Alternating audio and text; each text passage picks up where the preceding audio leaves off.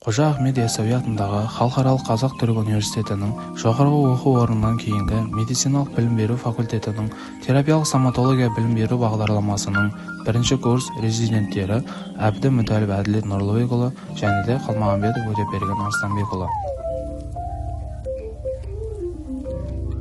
Біздің оқу дәрісіміз Шымкент қаласындағы Мирас Дент клиникасында және де Мұрат Стом клиникасында терапиялық стоматология бағдарламасы бойынша өтілуде. Медицина ғылымдарының кандидаты аға оқытушы Нұрғазиева Галима Аманбек қызының жетекшілігімен өтіп жатырмыз.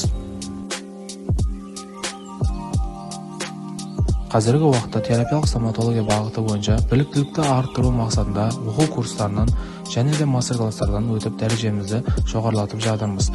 Бұл оқу курстарында біздің бағдарламамыз бойынша өтілетін диагноздармен, яғни пульпит, периодонтит, кариес және де пародонт ауруларының емдік шараларын және алдын алу жолдарын өтудеміз. Сондай-ақ клиникамызда 3D панорама, прицельді рентген, видеограф аппараттарының көмегімен емдік шараларды жүргізудеміз.